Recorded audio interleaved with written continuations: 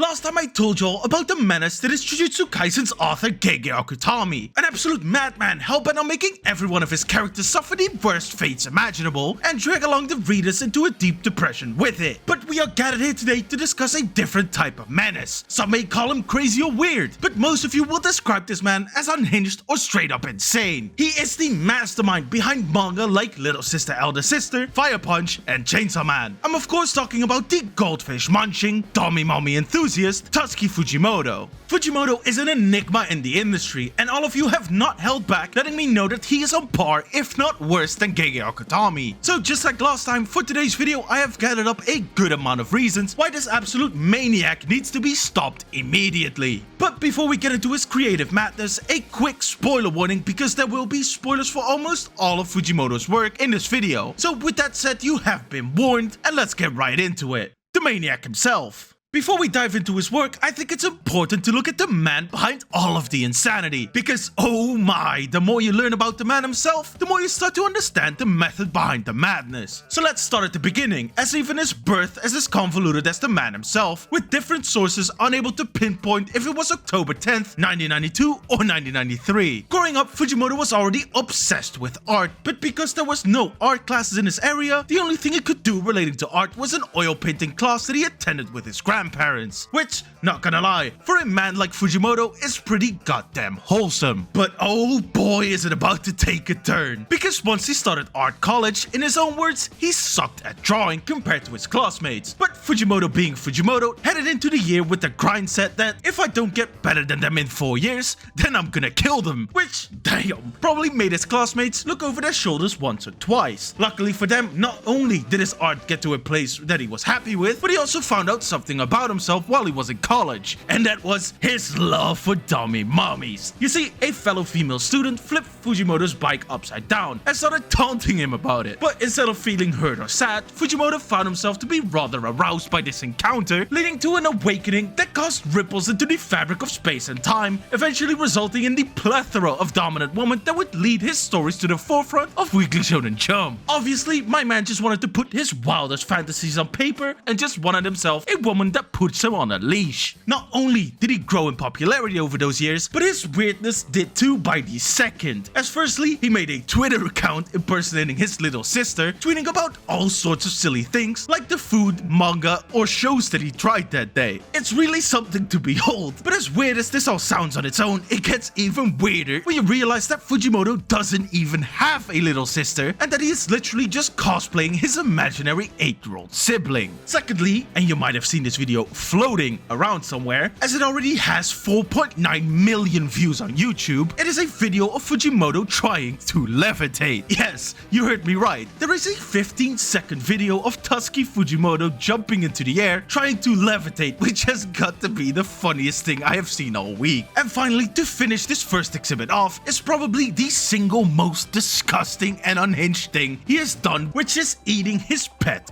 goldfish. Yeah, no beating around the bush with this one, he literally ate his goldfish. Now, why the fuck would anyone do that, you ask? Well, because it's Tatsuki Fujimoto. Jesus Christ, this guy is nuts. Now, with that exposition of the personal insanity that is Tatsuki Fujimoto out of the way, let's dive into his work, starting off with his one-shots. Fujimoto's one-shots were his claim to fame. His first one-shot, Niwatori ga ita, or in English, a couple of clucking chickens were still kicking in the schoolyard, instantly made noise in the industry. This wasn't because of his insane artistic talent, as Fujimoto's art style, especially back then, was not something you would call visually impressive. So instead, he turned to this vivid imagination of his, however outlandish and weird it might have been, to do the heavy lifting in his work. A couple of clucking chickens, for example, is about the last two remaining humans dressed up in chicken costumes trying to survive in a world taken over by aliens that love themselves a piece of human ass for dinner. This story earned himself a spot in the finals, but it sadly lost out on winning it all. So Fujimoto decided to kick the madness up a notch with his next set of one-shots, as in 2013 he released 4 of them, but the two standouts between those have got to be Sasuke Stopped a Bullet and Love is Blind. Sasuke Stopped a Bullet is about a kid called Sasuke who is obsessed with his teacher, thinking she is a god. And when a bitter ex of hers comes into the classroom with a gun, wanting to bang her, Sasuke jumps in between and, well, stops a bullet, literally catching that shit out of the air. Love is Blind, on the other hand, is about a guy who, again, is in love with this girl that's set on confessing his feelings to her, only for everything to go tits up, preventing him from doing so, like getting mugged in the street and a fucking alien coming down to Earth. But despite everything, he powers through and eventually tells her, coincidentally also saving Earth in the meantime, which is just hilarious stuff. And finally, the last one-shot we will go over is, despite all of the other insane one-shots, by far the weirdest one, and that is Little Sister, Elder Sister, which is about two sisters painting each other naked. Yeah, this one-shot is about two sisters in art school, and the younger one of the two just won a yearly contest with a nude painting of the elder sister that she made because she admires her very much. So to get back, the elder sister spends weeks perfecting her own nude painting of the little sister to prove that she can do it better. And by the end, the both of them have found a new understanding of each other, as they will now continue to get better at painting each other naked. But like I said, all of these insane one-shots gave him the once-in-a-lifetime opportunity to publish his first manga serialization in the legendary Weekly Shonen Jump, as we now move into Fire Punch. Fire Punch is the most insane thing I have ever read. Holy shit! Fujimoto deserves all the props in the world for deciding to make this shit his official debut manga series, especially considering Weekly Shonen Jump is legit the most competitive and cutthroat magazine in the game. It really just goes to show that Tatsuki Fujimoto does not give a single fuck, and we are all here for it. For those who have no idea what Fire Punch is, let me enlighten you. Is it about a guy who's on fire that punches? Well, yes, but it is also so much more. So let's get into a little rundown of the fever dream that is Tatsuki Fujimoto's Fire Punch. The world of Fire Punch is that of an eternal winter, and some people are born with blessings, which are kinda like quirks from My Hero Academia. Our MC, Agni, for example, has the blessing of regeneration, and so does his little sister, just to a lesser extent. Now, here's the kicker. Because there is hardly any food in the village they live in because of this endless winter, their only real steady food source is, you guessed it right, Agni. With his insane regenerative abilities, they now on a daily basis lob off one of his arms to get their daily dose of protein. Oh, and of course, Agni's sister wants his fucking babies.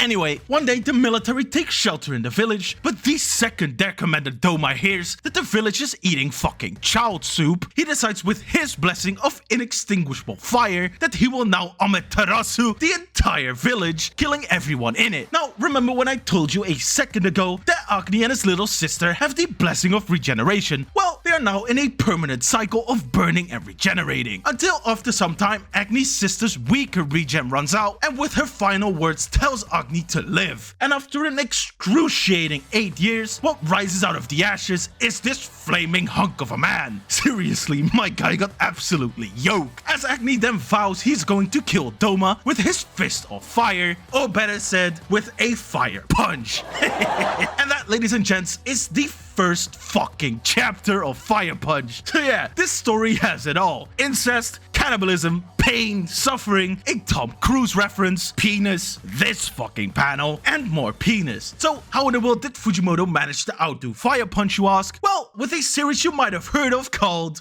Chainsaw Man. Chainsaw Man is the culmination of everything that Fujimoto is at its core. It literally is Tatsuki Fujimoto translated directly into a story. From the characters and their interests, to the fast-paced, balls-to-the-walls action, it is everything you expect it to be and more. The world of Chainsaw Man is filled with devils that come in all shapes and sizes. If there's anything anyone could be afraid of, there's a devil for that. For small stupid fears like tomatoes, you have the tomato devil, all the way to the primal fear of the dark in the darkness devil. And guiding us through this story is a broke orphan boy with one nut called Denji, who wants these devils to pay off a debt left behind by his deceased father, and he does this with the help of his chainsaw doggo Pochita, aka the cutest fucking thing in the entire world. But one day when he gets betrayed by his Yakuza employer, to save Denji's life, Pochita merges with him, replacing his heart, thus resulting in Denji becoming the Chainsaw Man. Which, after he defeats the zombie devil, we meet the Dommy Mommy, Tatsuki Fujimoto's perfect vision of a woman put on paper, Makima, who recruits Denji as her personal dog and as a public safety devil hunter, which from there the story of Chainsaw Man begins, as we meet the most wacky, flawed, an insane cast of characters ever portrayed in a story. Again, Denji just wants to touch some tits. Best Girl Power is the rudest, most egotistical, most condescending shit ever, but at the same time is one of the most lovable characters in the story. And then you have Aki, who is the rational, more grounded one of the bunch, initially wanting nothing to do with these two goofballs, but after getting kicked in the nuts several times and spending a lot of time with them, he slowly warms up to the two and you get this really wholesome dynamic going on. And that is what Chainsaw Man does better than any other manga I can think of. It takes these incredibly flawed and insane characters who at the same time feel extremely relatable and likable. And that is exactly why when Fujimoto decides to absolutely pull the rug from underneath us and put these characters through the wildest suffering imaginable, it feels so heartbreaking. Aki becoming the one thing he hates the most in the world, and Denji who has to release him from that suffering. Denji, who up until this point doesn't feel any sadness in the slightest, breaks down into tears for having to kill one of his best friends. Or hey, it's Denji's birthday and Power is standing in front of the door with a cake. Nope.